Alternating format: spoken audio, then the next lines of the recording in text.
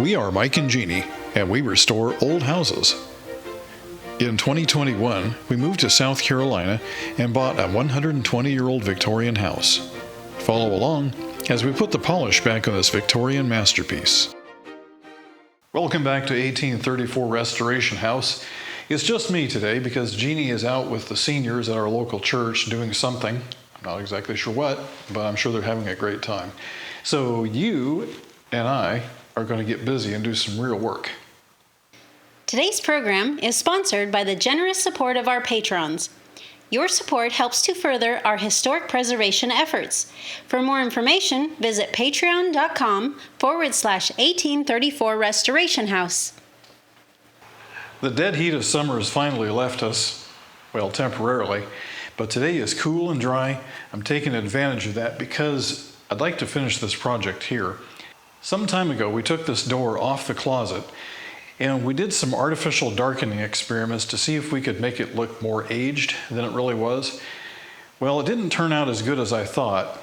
It ended up being uneven, kind of blotchy in places, and honestly, it's too shiny compared to the rest of the woodwork in this house.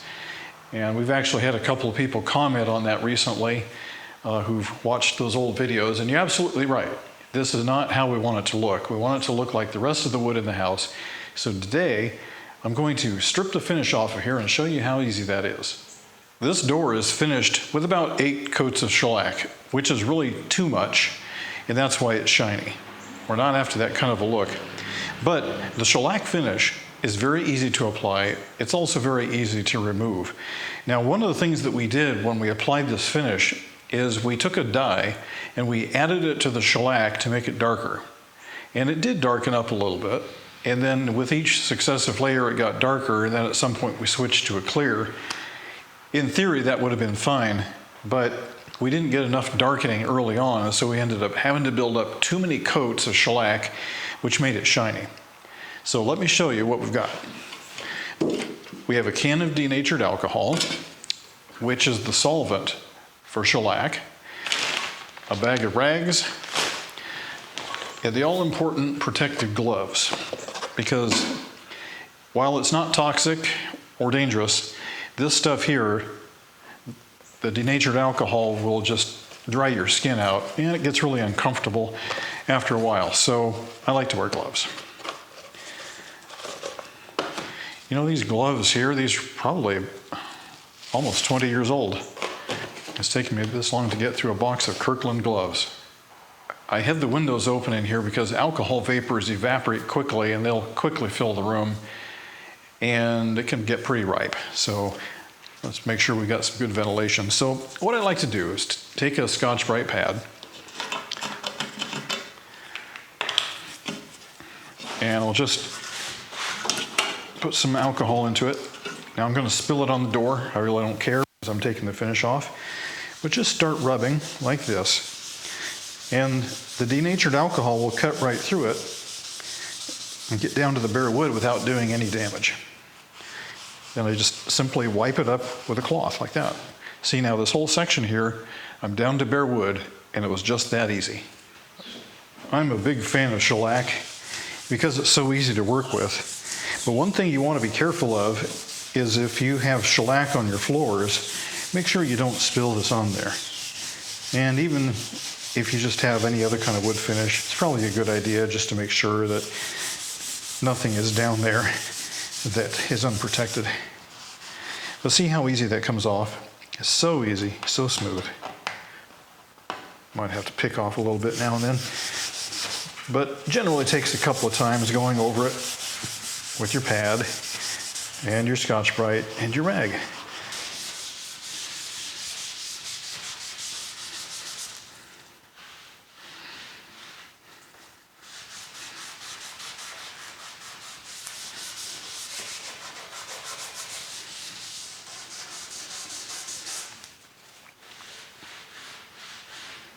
One thing that I really like about the Scotch-Brite is it takes off the finish without destroying the patina of the wood. Now, sandpaper will take the finish off, but it also takes off the patina. And that is the time-worn finish that's caused by sunshine, ultraviolet light, oxygen, and just life. That's how wood gets that old look, is those things. And if you sand it off, you no longer have that. And all of a sudden it looks like brand new wood. And in a house this old, we really don't want our wood looking like it's brand new, if we can avoid it. But this door is very old. In fact, you can see the saw marks right here where it was sawn. And if they did any sanding at all back then, it was very minimal. But this door certainly has its patina. And all I'm doing is stripping off the finish that I put on last year. Or was it 2 years ago? I don't remember now. It's been a while. But bringing it back down to the way it was. Now, like I said, this door was painted. And so we simply stripped the paint off. And this is the wood that was underneath the paint. Most of the woodwork in this house is unpainted. And I'm trying to get the few pieces of wood that are painted, try to get those back to their unpainted state. But that's challenging. It is a lot of work.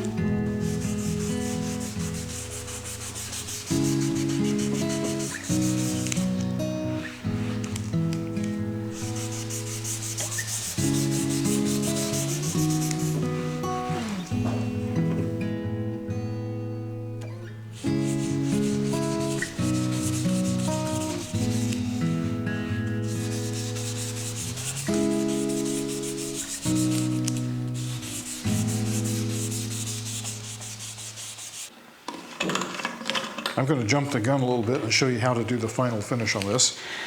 What you do is you take a clean rag, you soak it with alcohol, and you just go ahead and rub the section that's done, because you'll always get more off of there. Just keep working it. You might have to change the rag or turn the rag a few times. But what you want to do is get the last of that residue off of there. And that will give you a nice clean surface. The alcohol flashes off pretty quickly and leaves you with a dry surface, nice and smooth. If you feel any stickiness, like I do right here, just hit it again. And then when you touch it, it should feel silky smooth. I'm a big advocate of paint stripping using infrared heat and a scraper. It works great. But don't try this on shellac, because what you'll end up with is a big sticky mess, and we don't want that. So this is really the best method for getting off the shellac. In our case, we had woodwork that was painted, and when we took the paint off, we found that there was a shellac finish under there, but it was pretty well damaged from all the years of having paint on it, and so we had to strip that separately. So we used the heat stripper to take the paint off, and then we used this method here to take off the shellac that was underneath it. And then our final thing to do when we're all done stripping and polishing is to go back in with new shellac and refinish it, and then we'll just let nature take its course, and eventually that wood will darken right up, and in a few years it'll look like it was never touched. I'd like to show you something here. This is a place where shellac dribbled off of my pad and dried, and it left those rings there. And you look at that and you go, oh my goodness, what do I do about that? Well, the answer is really very simple. Just take your pad, get it wet, go over it again, wipe it with the rag, and it completely disappears. I have 1 hour invested in this already, so it looks like it'll be about a 2-hour job to get this thing completely stripped. Now, I wanted to talk to you about something real quick. This is kind of funny. So as I'm dipping my hand in there with the pad to get more alcohol, it felt hot. And the reason it felt hot is not because the alcohol is hot, but because as I'm doing this work, the alcohol evaporates. And the theory of evaporative cooling is that when a liquid evaporates, it makes something cold. just basic high school science. And that's definitely the case here, because the faster it evaporates, the colder it gets. And my hand's kind of freezing right now, but I can definitely feel the heat.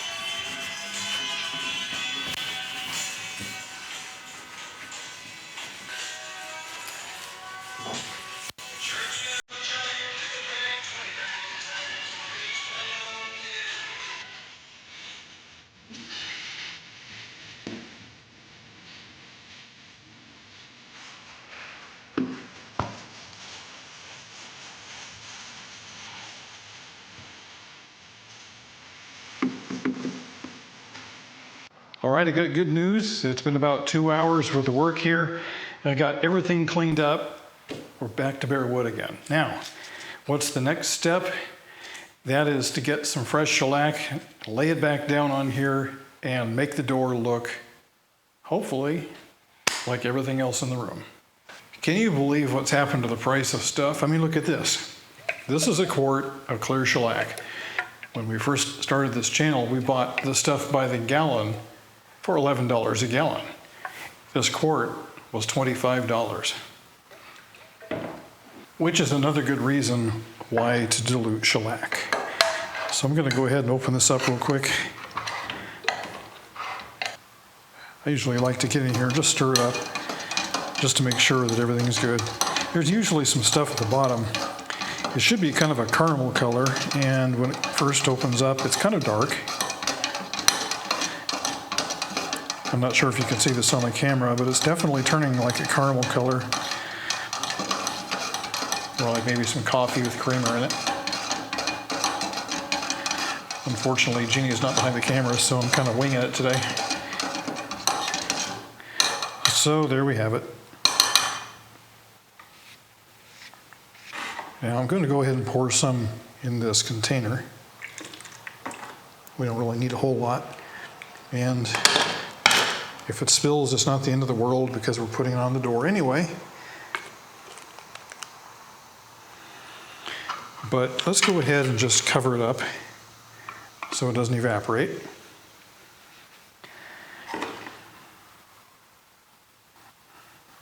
It is fairly watery. Back in the old days when I started using this stuff, it tended to be a little bit on the thick side. I'll go ahead and add a little bit of denatured alcohol to it as a thinner. I've chosen clear shellac on this project because I don't want to tone the wood any more than it already is. So I'll just dip the brush in and then start laying it on. Nice long strokes.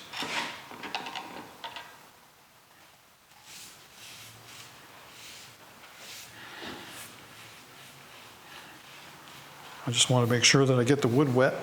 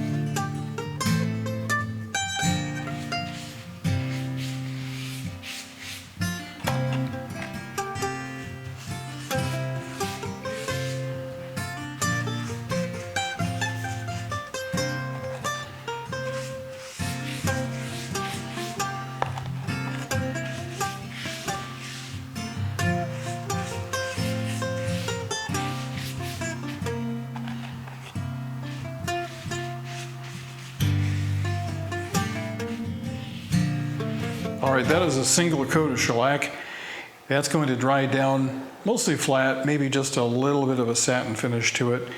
And that should be good because that's really all we need.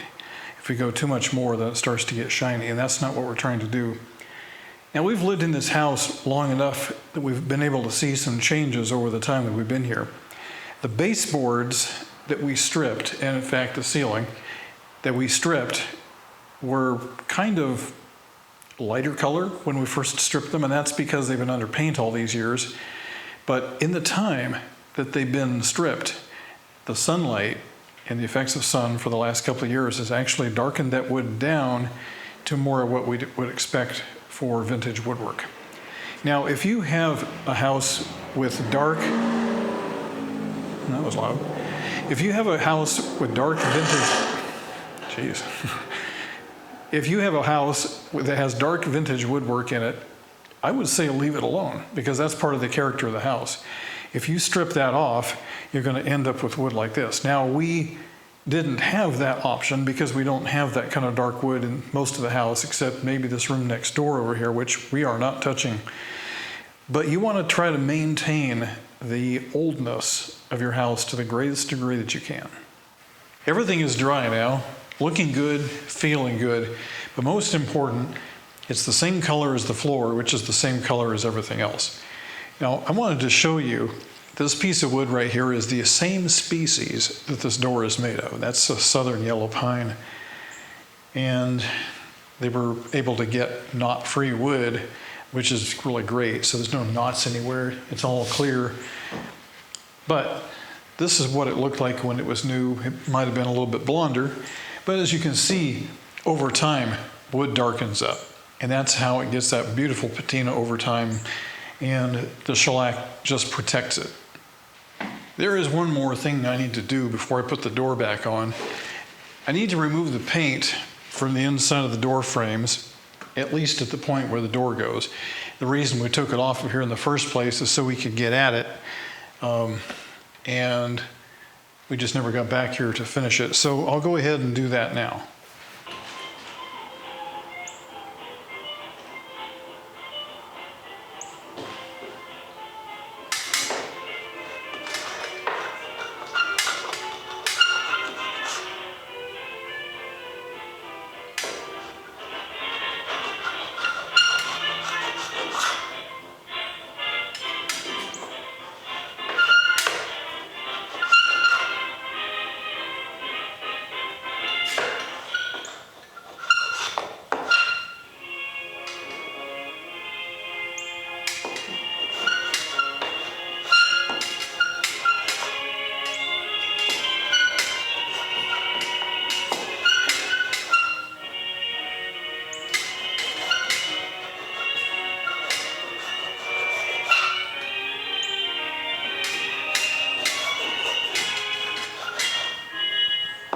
That door is heavy. I lugged it across the room, and right as I was about here, my phone rang. Great timing. Well, anyway, I got the door on here. It's hinged. I went ahead and lubricated the hinges with oil, and the door swings really nice now. But take a look. That's the inside. This has never been refinished. And this is the outside, which has been refinished, but only because somebody painted it. So my message to you is, if you have a historic house, please don't paint the woodwork. It takes so much work to get that undone again. My friends, it's good to see you again, and thanks for stopping by. Next week, my wife will be back, and we'll see you next week on 1834 Restoration House.